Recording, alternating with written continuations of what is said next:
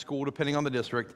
They were to walk into class and sit down, and the teacher begins to go through the rules, and the teacher says something along the lines of, you know what?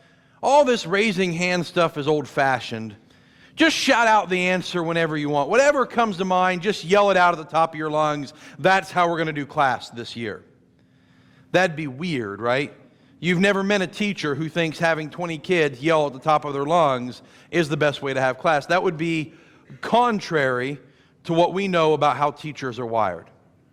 On a more positive note, this week also will mark the beginning of football season for a lot of folks. Friday Night Lights just around the corner. College football and the NFL will be right behind them. I spent a good chunk of my life, 12 years playing and another 9 as a coach, on a football field. I never once heard a football coach in the middle of conditioning go, you know what? Don't worry about running too hard. Just move at your own pace. Don't get too tired. Just take it easy and everything will be okay. Actually, that's not true. I did hear a coach say once that, but it was layered very thickly with sarcasm. Okay? Oh no, just whatever you want to do. Just take it easy, guys. We're just out here messing around. But that's contrary to what we know about the nature of coaches, right? Coaches are motivators and inspirers and pushers, and they make people work harder than they think they can. There are just certain things that are contrary to the nature of certain people. And so as we come to this description of love that Paul has for us in 1 Corinthians 13, and we read kind of his outline of what love looks like. Last week we began in verse 4 with love is patient and love is kind. Love is this long-fused things that can put up with obnoxious, disappointing people for a really long time. And not just put up with them, but actually seek their best interest even when they don't deserve it. Some of you, I said obnoxious, and you all looked at your spouse. It was hilarious. There were like 6 couples. It was great. You're like, obnoxious people. This week, Paul begins with 5 consecutive verbs that all start with not. Love is not this. It does not do this. It is not this way. And he is describing for you that there are simply certain things that are contrary to the nature of love. Love simply does not act this way. So we're going to read the full description in 1 Corinthians 13. We're going to read 4 through 8, and then we will zero in on verse 5 and the second half of verse 4 and look at Paul's description of what love is not. Starting in verse 4, love is patient, love is kind.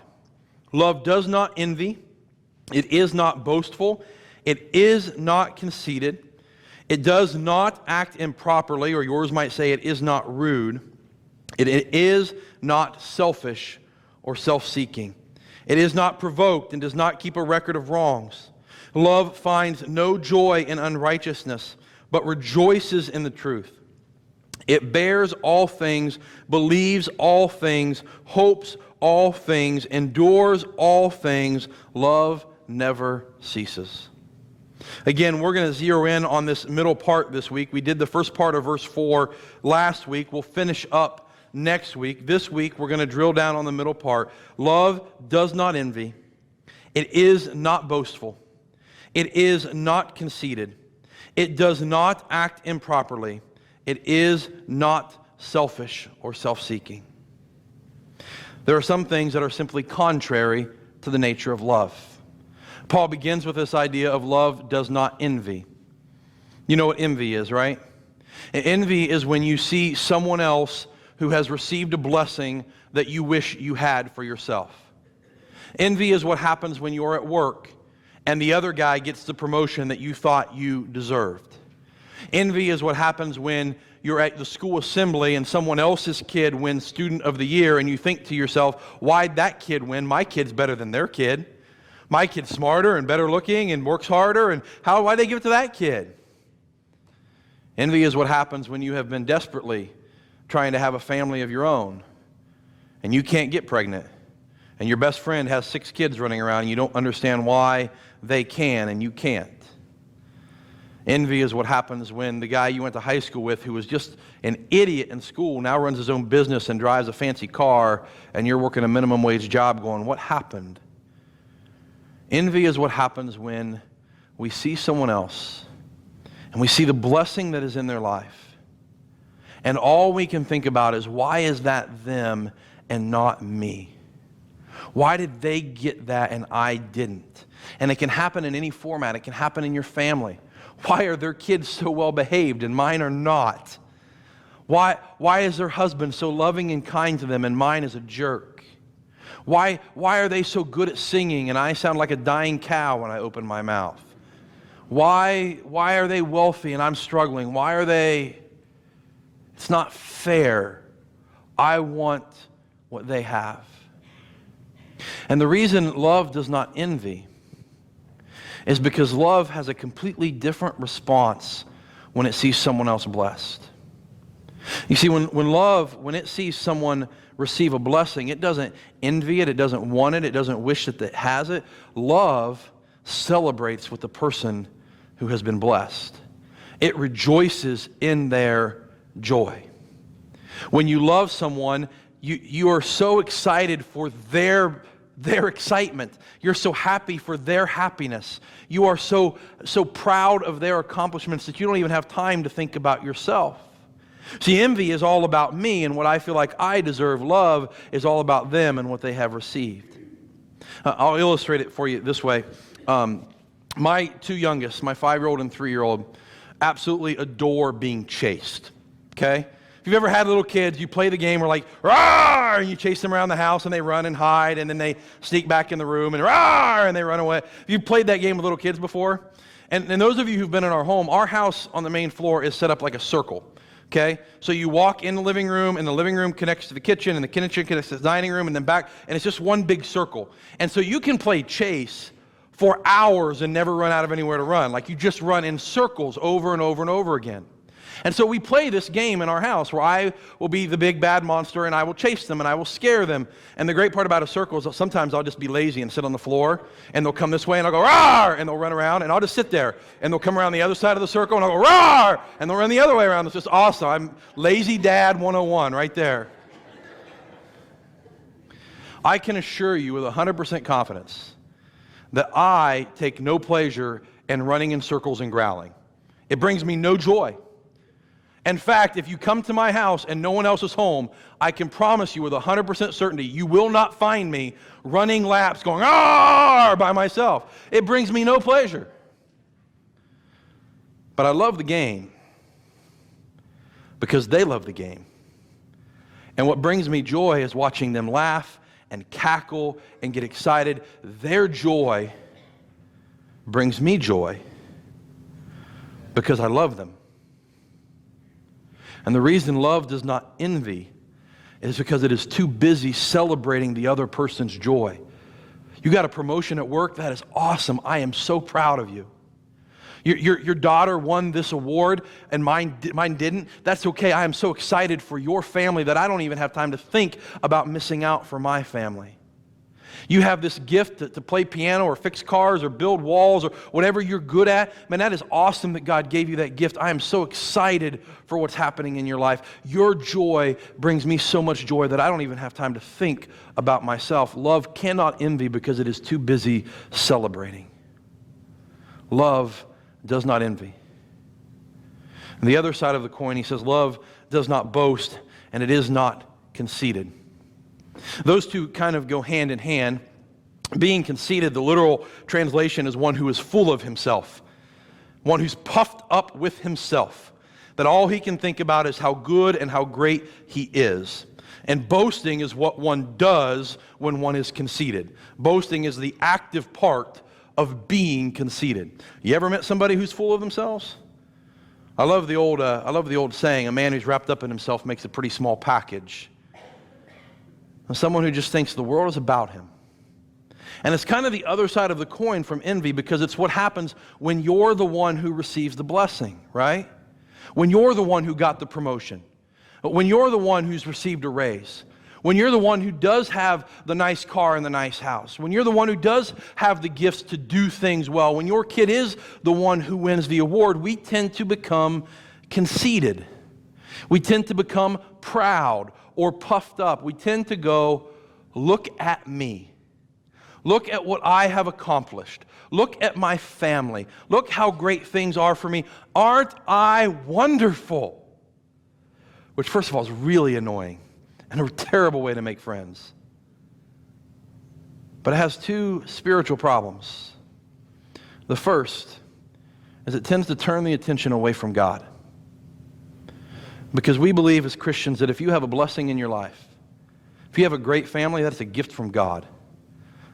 If you have a job that pays you well, that is a gift from God. If you have a retirement plan, that's because God has blessed you with the wisdom and the resources to do so. If you work hard and you have a job that pays you well, it's because God has given you the physical health and the skills and the ability to do that. It's because God gave you these tools. Everything you have is a blessing from God. So the first problem with conceit and with boasting is that it turns our eyes away from God and to ourselves. That's why we say we're full of ourselves. Because we think we earned it all. We think it's our hard work and our intelligence and we deserve the blessing. And I've said this before, as I read the Bible, the only thing it says I deserve is the fullness of the wrath of God. That's what I have earned. Everything else is grace. The second problem with conceit and boasting is it causes us to look down on people who don't have what we have. Instead of saying, man, I wish my kids behaved like theirs, we say, man, I'm so glad my kids don't act like that in public. She should be man, if I was their mother, they wouldn't act like that. If they lived in my house, they wouldn't get away with that in my house. If you would just work harder, you could get ahead like me. If you had just gone to school like I did, you could have what I have. And we have this tendency to look down on people because they don't have what we have, and to treat them as less than. And can I just say for a moment that the only value I have is that I am a son of God. My worth does not come from my finances or my skills or my merit. My worth comes from the fact that I am made in the image of God and adopted as His son through the blood of Jesus Christ. And so no matter what else anybody else does or does not have, if they are made in the image of God, which by the way is everyone, regardless of financial health, regardless of political affiliation, regardless of race, regardless of nation, regardless of color, regardless of everything, they are made in the image of God, which means they are worth just as much as you are. And the problem with conceit and boasting is that it looks down on those people, and love cannot do that. It's impossible to love someone and look down at them at the same time. It's impossible to love someone and view them as less than yourself. That's not love, that's patronizing. Love says you have value and you have worth, and I will treat you as such. And so love cannot envy, and it cannot boast, and it cannot be proud. And it says love is not rude. That's an interesting one to me. It's also, some of them translate love does not give offense. Think of the things that you consider rude. If I were standing there holding the door and I were to see you walking towards the door and close it, that would be rude, right? Some of you would give me a dirty look. If you happen to have a box of donuts in your hand and I walk up and just reach in and take one out and walk away, well, some of you, well, that seems like something Josh would do, but listen, I buy my own donuts. I got this way buying my own donuts, not stealing from other people. That would be rude, right? I didn't ask. I didn't use manners. Rudeness at its core is this belief that what I need and want in this moment is more important than how you might feel. I'm in a hurry. I don't have time to hold the door. So where I'm going is far more important than being polite. I'm hungry. I want your donut. Me having that donut is far more important than your feelings getting hurt. Rudeness at its core is about giving offense. It's about me caring so much about what I want that I don't care if I offend you in the process. I'll give you the all-time example. It's one of my giant pet peeves, and if I step on your toes, I'm only mildly sorry. There are people who will say the most unkind things to someone else, and then at the end of it say something like, well, I just had to get that off my chest. And they will just like slam someone. I just want you to know you annoy me when you do this, and you said this, and you're wrong about this, and I can't believe you did that. I feel better now. I just have to get that off my chest. Because somehow you getting it off your chest matters more than the fact that you just crushed this person you were talking about. That you having some peace is far more important than you being kind to this person. And so I don't care if I ruin your day, ruin your week, break your heart, that's fine as long as I feel good. That's rudeness at its core. If you got something to get off your chest, hire a therapist. God, and I don't mean that jokingly. Seriously, if you're having a hard time sleeping because you got stuff you got to say, go see a counselor. They're awesome. They're well worth your time. Don't ruin someone's life so that you feel better about yourself. Love doesn't do that. Love cannot do that. In fact, you can sum all of these statements up with the last one. Love is not self-seeking. Love is not self-seeking. I mean, that one's hard. Pride comes because I seek myself over other people. Envy comes because I seek myself over other people. Because I want the blessings instead of them. Rudeness comes because I am self-seeking. Because where I'm going and what I'm doing and what I want is more important than you. And man, this self-seeking stuff, man, it comes out in every situation in life. It happens in our families. It's spouses who expect their partner to do everything for them with no giving in return. You're going to cook for me and clean for me and wash dishes for me and pay the bills and take care of the kids. And if you don't, I'm going to be mad at you because this relationship is about me and how you make me feel. And the minute you stop meeting my needs, the minute you stop serving me, we're done. That's why so many folks fall out of love a couple of years into marriage. Because it wasn't love, it was just, I like how you make me feel. And when you stop making me feel that way, I'm done. But love is not self-seeking. Love doesn't care about how I feel. It cares about what I do for you. It seeks the good of others. It comes out in churches. How many church fights have begun because somebody didn't get the music they wanted or the carpet they wanted or the food they wanted? We began this series talking about people who left the church over what kind of green beans were served at the Thanksgiving dinner. How many fights begin in your life because someone didn't get their way? But love is not self-seeking. Love is not about me. It's about you. And before we go any further, I just want to point out that Paul writes this letter, and these things that he says in 1 Corinthians 13 are written to very specific circumstances. Okay? In chapter 3, Paul tells them that much of the strife they have in their church is because of envy. He says you have much envy, and because of envy, strife in your church.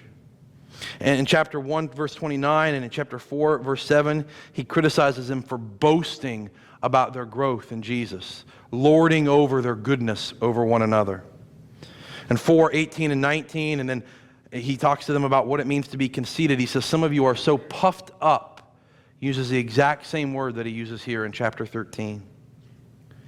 Verse 8, or chapter 8 through 11 are basically 3 long chapters about rudeness, about people doing things for their own benefit and not caring how it affects other people. Whether what they eat, how they take communion, as Hubert shared this morning, this idea that I can just do whatever I want, it doesn't matter how it affects anyone else. And so Paul's writing this letter because the church for 2,000 years has struggled with being self-seeking. We have the same battles today that Paul fought with 2,000 years ago. This idea of church should be about me. I want a church where we sing the songs that I like, where the preacher preaches sermons that I enjoy, where people are nice and kind to me, where they offer programs that suit my needs, where they have stuff that benefits me. I want what I want for me. And this is not new. This is the battle of human nature. And Paul begins chapter 13. Remember the ending of chapter 12? But I will show you a more excellent way. Yes, human nature is all about self-seeking. Human nature leads us into envy, and it leads us into boasting, and it leads us into rudeness. It leads us down these paths of wanting things for our own benefit. That is the natural human instinct. But Paul begins by saying, I'm not going to talk to you about human nature. I am going to show you a more excellent way. A way that brings honor and glory to God. I'm going to show you the path of love. And love does not envy, and it does not boast, and it is not self-seeking, and it is not rude, and it is not conceited. It is contrary to its nature. In Philippians chapter 2, we'll throw this one up on the screen so you don't have to find it. Philippians chapter 2, Paul, writing about this idea of humility and not being self-seeking, says this. He says, do nothing out of rivalry or conceit, but in humility consider others as more important than yourselves. Now that's a loaded sentence right there, isn't it? Consider others more important than yourselves, their needs over yours. Everyone should look out not only for his own interest, but also for the interest of others. Therefore, make your own attitude that of Christ Jesus, who existing in the form of God, did not consider equality with God something to be used for his own advantage. Instead, he emptied himself by assuming the form of a slave and taking on the likeness of men. And when he had come as a man in his external form, he humbled himself by becoming obedient to the point of death, even death on a cross. If you've never processed that passage before, let me give you just the quick little synopsis of what it means. That Jesus, who if anyone had the right to be proud, if anyone had the right to boast about what he was made of, it's not the guy who's a millionaire, it's not the guy who's a successful businessman, it's not the guy who's raised the perfect family, it's Jesus. He was in very nature God. He was God. Creator of the universe, all-powerful, all-knowing, almighty. If anyone had the right to say, this is about me, it would be him. But he did not consider his equality with God something to be used for his own benefit. Rather, he humbled himself and became a servant or a slave and found himself in human form.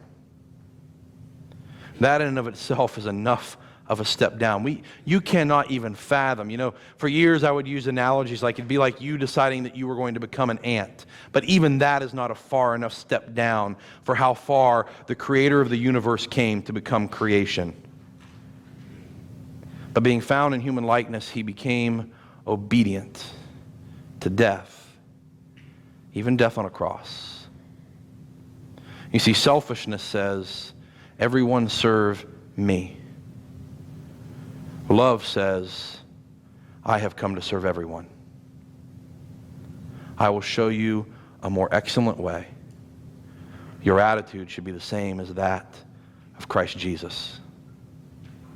It's an old story about a young man who called his mother one night and told her that he had found the love of his life. He'd been looking for years. He dated a lot of girls, but he said, I have found the one. We're going to get married. Mom, I need some advice because this is the one and I don't want to screw it up. And so his mom said, here's what you do. You call her on the phone and tell her you'd like to invite her over for a home-cooked meal and to watch a movie. And she says, when she eats the food and you sit there and you have some time, quiet, it'll be perfect for you to figure out if you're made for each other. And so he does. He calls her up, invites her over for a home-cooked meal and to watch a movie. The next day he calls his mom, and mom says, well, how did it go last night? And he goes, awful. She broke up with me. And the mom goes, what happened? He says, well, I invited her over. She came over. We picked out a movie. We put the movie on. And then she refused to cook me dinner.